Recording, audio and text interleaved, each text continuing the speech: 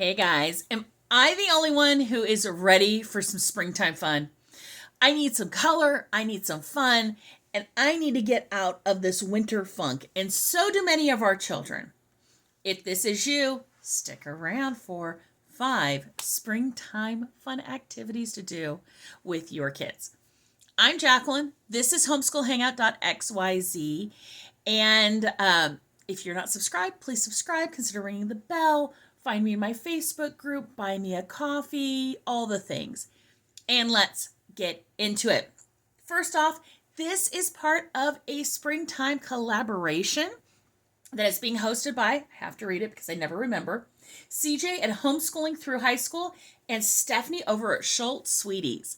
And so there will be a playlist linked down below. Please take some time and watch everybody's videos and comment.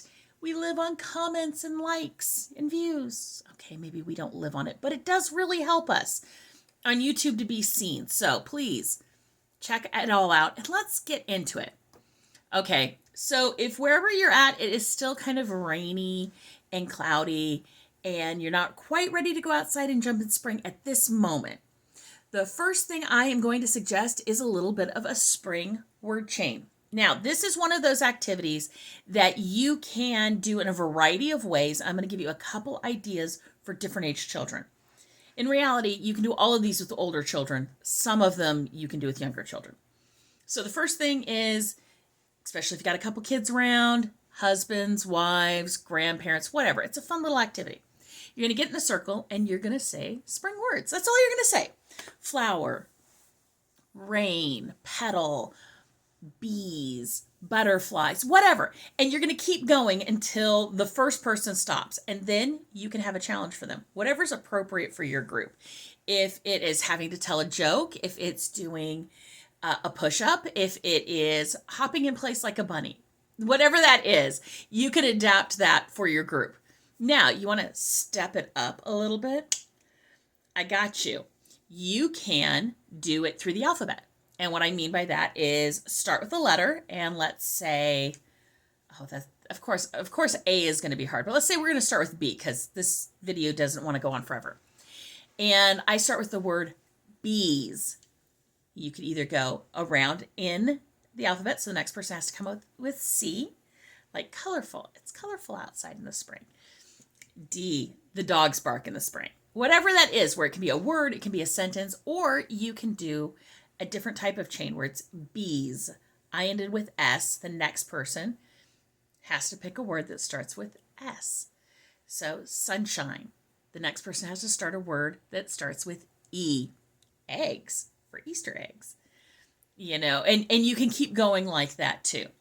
You can even take it another step up if you are doing some sort of spring spelling word list and give them a list of 10 or 15 words and they come up with sentences based off of it and you go in circles and just have fun with it. You don't have to write anything down. You don't have to work on spelling. This is just fun.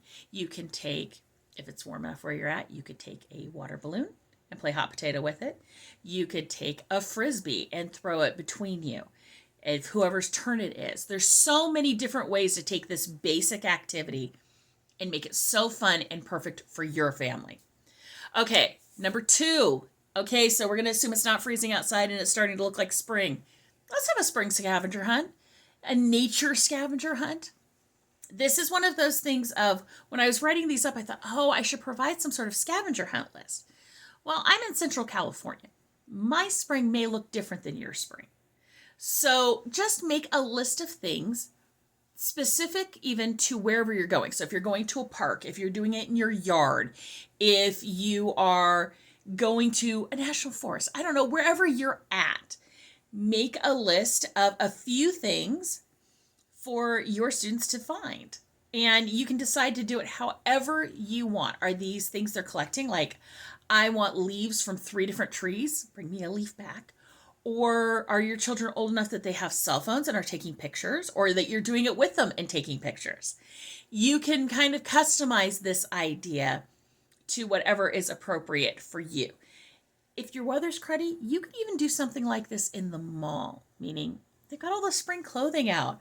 Go find something that's got a flower on it. They have the little displays.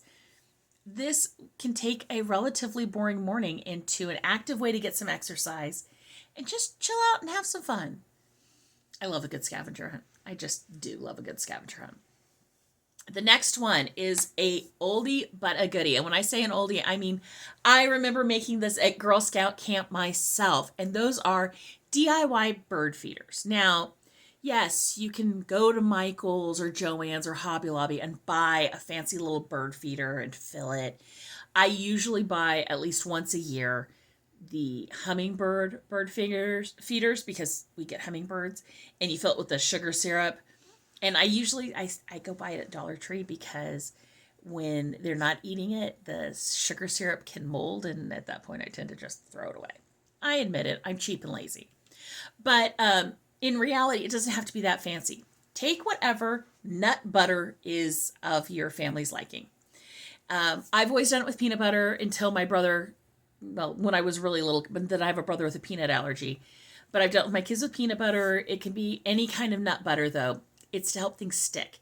Now, they will eat just peanut butter or nut butter, but you can also get a little bag of birdseed, and you can put that peanut butter on a toilet roll with the toilet paper off of it, obviously, but a cardboard roll. You roll it in toilet paper. You roll it in peanut butter, then you roll it in birdseed. You put a little string on it and you hang it somewhere. Now, I would keep it away from a fence unless you want to see the squirrels eat it. But that can also be very entertaining for spring. I am very entertained by the squirrels in my neighborhood. But you can put it on a cardboard roll. You can put it on a pine cone. You can frankly put it on a leaf, and squirrels can't stand on that leaf. You can build something. I remember building a little tray, and literally it was just a piece of wood with popsicle sticks glued around it, and in the center I piled birdseed. You can do so many things, but basically anything that you can put peanut butter and birdseed on, you can turn into a bird feeder. It's always fun, and then it's fun to sit outside and watch them. It is. I'm easily entertained, though. The next one I like to call a vase full of spring. And you can do it in a vase, you can do it in a bowl, you can do it in a pile, you can do whatever you want. But what it is go to the Dollar Tree or any dollar store or just raid your supplies cabinet and pull out, really all you need is tissue paper and pipe cleaners. That's it. Any colors, anything you want to do. You can add jiggly eyes. You can do so many different things with it. And what we're going to do is literally take the tissue paper and wad it up in different ways to make different flowers. And you can put it on a stem. You can take the pipe cleaners and you can make butterflies and give them antenna. And if you get jiggly eyes, you can do so many different types of flowers. You can cut out the flowers. You can, I'll include some links over on my post on homeschoolhangout.xyz of some video tutorials and stuff where you cut out the petals and you stack them cattywampus, and then you stick your finger down in it and pull them all up and then fray them out. I've done it. I've done things like that for a variety of little silly things, and it's always so much fun. And then when you look around, if you're allergic to everything like I am, you still have a beautiful little vase of flowers that you can set out. It is so cute. And kids of any age are so proud when they've made any kind of centerpiece that gets to stand out. Let's be honest, when we craft as adults, we feel pretty proud too when it sits out and we get to look at it.